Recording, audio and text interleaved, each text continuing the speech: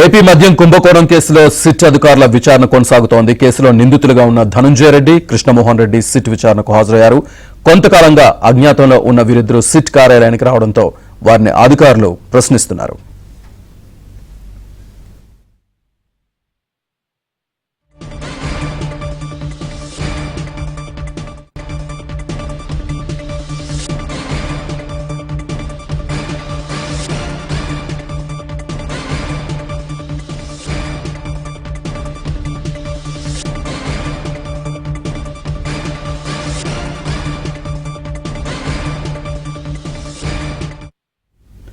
AP మద్యం కుంభకోణం కేసులో సిట్ అధికారుల విచారణ కొనసాగుతోంది. కేసులో నిందితులుగా ఉన్న ధనుంజయ రెడ్డి, కృష్ణమోహన్ రెడ్డి సిట్ విచారణకు హాజరయ్యారు. కొంతకాలంగా అజ్ఞాతంలో ఉన్న వీరిద్దరూ సిట్ కార్యాలయానికి రావడంతో వారిని అధికారులు ప్రశ్నిస్తున్నారు.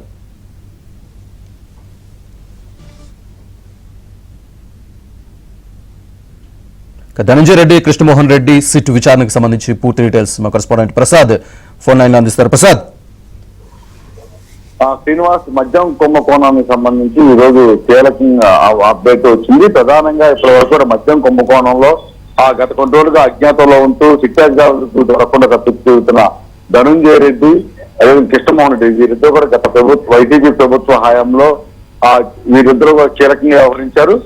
మొత్తం సీఎంఓలో కావచ్చు, జగన్మోహన్ రెడ్డి క్యాంప్ కార్యాలయంలో కావచ్చు, మొత్తం కూడా వీరి ఆదేశాలు లేకుండా లేకపోతే వీరి అనుమతులు లేకుండా చివరికి ఎమ్మెల్యేలు, మంత్రులు కూడా లోపలికి వెళ్ళలేని పరిస్థితి. చివరికి వీరు ఆదేశిస్తేనే నియోజకవర్గాల్లో పనులు చేయాల్సిన దుస్థితి ఏర్పడిందని ఎంతో మంది ఎమ్మెల్యేలు ఆవేదన వ్యక్తం చేసిన పరిస్థితి కూడా. ఈ నేపథ్యంలో ఇప్పుడు మద్యం కుంభకోణానికి సంబంధించి మొత్తం ఈ కేసులో కీలకంగా వ్యవహరించిన పాత్రధారి, సూత్రధారి కేసిరెడ్డి రాజశేఖర్ రెడ్డిని అరెస్ట్ చేసిన తర్వాత మొత్తం చిట్టు అధికారులు ఈ దర్యాప్తులు మరింత వేగవంతం చేశారు.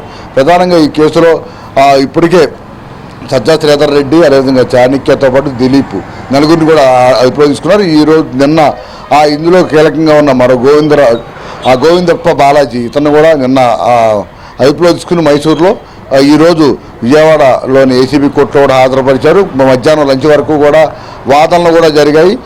తీర్పు ఇప్పుడు లంచ్ తర్వాత ఇస్తామని చెప్పారు. మరి కాసేపట్లో రిమాండ్ ఇస్తారా లేకపోతే కొట్టేస్తారనే అంశంపై కూడా న్యాయాధికారి తీర్పు వెలువరించున్నారు. ఈ పరిణామాల నేపథ్యంలో అనూహ్యంగా లంచ్ సమయంలో పక్కన గోవిందప్ప బాలాజీ కేసు సంబంధించి కోర్టులో వాదనలు జరుగుతున్న సమయంలోనే 2 గంటల సమయంలో ఇటు ధనుంజయ రెడ్డి, అదేవిధంగా కృష్ణమోహన్ రెడ్డి ఇద్దరు కూడా విజయవాడలోని సిట్ కార్యాలయానికి చేరుకున్నారు. ప్రధానంగా ఎందుకంటే గత కొన్ని రోజులుగా వారిని అరెస్ట్ చేసేందుకు సిట్ అధికారులు తీవ్రంగా ప్రయత్నించారు.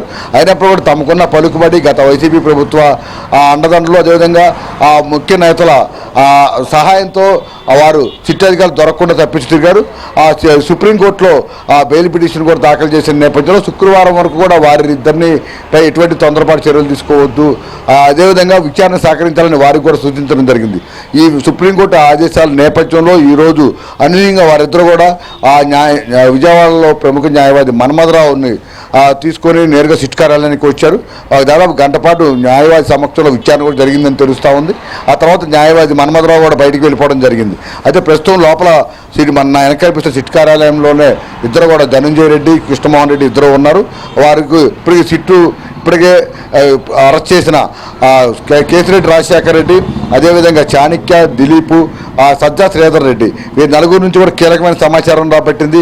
అసలు ఈ మద్యం పాలసీ, గత ప్రభుత్వంలో మద్యం పాలసీ రూపకల్పన దగ్గర నుంచి తర్వాత డిస్టిలరీ కంపెనీలు మాత్రం కావచ్చు, డిస్టిలరీకి అనుమతులకు సంబంధించి కావచ్చు, అలాగే మద్యం తయారీకి సంబంధించి ఏ విధంగా అనుమతులు ఎవరెవరికి ఎంతెంత మేర ఇవ్వాలి, ఆ తర్వాత వారి నుంచి ఏ విధంగా ముడుపులు తీసుకోవాలి, నెలవారీ మామూలు ఏ విధంగా తీసుకోవాలి అంశాలపై కూడా ముగ్గురు దగ్గర కీలక సమాచారం ఉన్న నేపథ్యంలో దానికి సంబంధించి ఇప్పటికే వారి నలుగురు ఇచ్చిన స్టేట్మెంట్ కూడా రికార్డ్ చేశారు. అందులో ప్రధానంగా ఇటు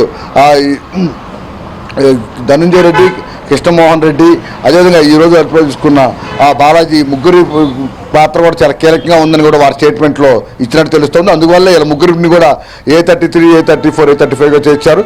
అయితే ఇప్పుడు A33గా ఉన్న బాలాజీ ఆ కోర్టులో ఉండగా వీరిద్దరు కూడా ఇప్పుడు విచారణ అయితే కొనసాగుతుంది. ప్రధానంగా మొత్తం పాలసీ రూపకల్పన దగ్గర నుంచి ఏ సమయాల్లో ఏ పాత్ర ఎంతవరకు ఈ మద్యం పాలసీలో ఏ పాత్ర ఉంది, ఎవరి ఆదేశాలతో ఈ డిస్టిలరీ కంపెనీలు మార్పు కావచ్చు, మద్యం తయారీకి అనుమతులు కావచ్చు, ఆ తర్వాత మొత్తం ఈ మద్యం శాఖకు సంబంధించి అధికారులను ఎక్కడెక్కడ డిప్యుటేషన్ చేయాలి, ఎక్కడెక్కడ ఎవరెవరిని నియమించాలి, వారి ద్వారా ఏ విధంగా పనులు చేయించుకోవాలి, ఏ విధంగా డబ్బులు తెప్పించుకోవాలనే అంశాలపై కూడా కీలకంగా వ్యవహరించినట్టు తెలుస్తోంది. అందువల్ల వీరిద్దరు కూడా ఎవరి ఆదేశాలతో ఈ మొత్తం ఇందులో కీలకంగా వ్యవహరించారు.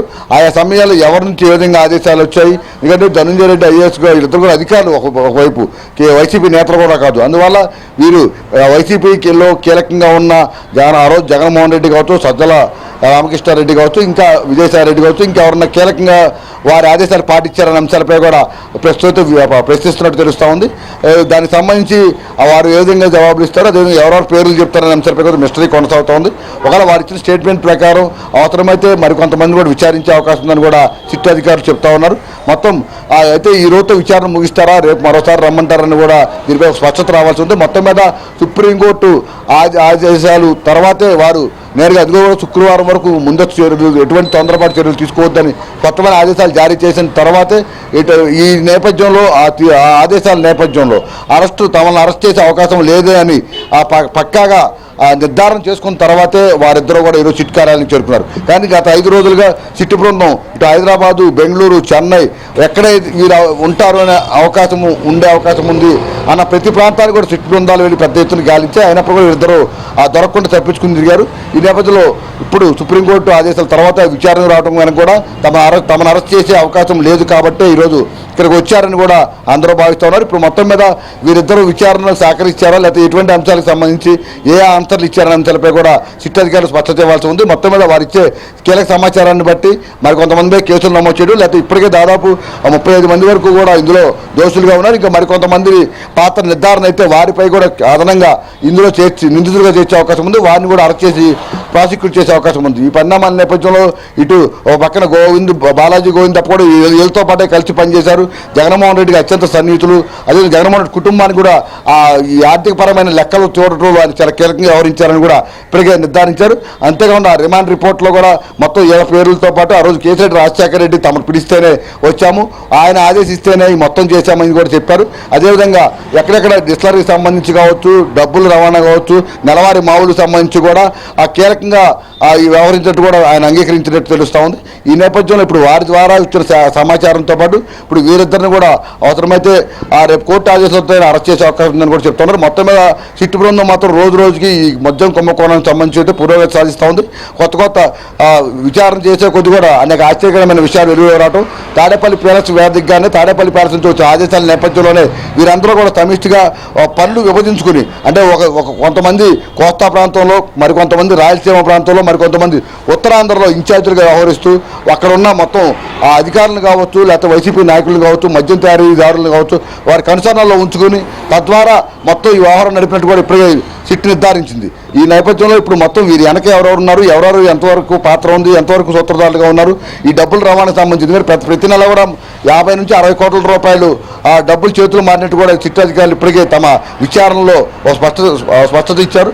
ఈ నేపథ్యంలో ఈ 50-60 కోట్లు కూడా ఎవరెవరి ద్వారా ఎంతెంత మాత్రం ఎవరెవరి జేబుల్లోకి వెళ్ళింది, ఎవరెవరి ఖాతాల్లోకి వెళ్ళింది, ఫైనల్ అంతిమంగా తాడేపల్లి ప్యాలెస్కి ఎంత చేరింది, ఇట్లా అన్ని అంశాలు కూడా క్రోడీకరించుకొని ఒక్కొక్కరి నుంచి ఇచ్చిన స్టేట్మెంట్ ఆధారంగా దానికి సంబంధించి ఆధారాలు కూడా సేకరిస్తూ ముందుకు సాగుతున్న పరిస్థితి. దీనికి సంబంధించి ముందు కూడా మరిన్ని అరెస్టులు సాగే అవకాశం అయితే చాలా స్పష్టంగా కనిపిస్తుంది. Srinivas. Right, thank you very much Prasad.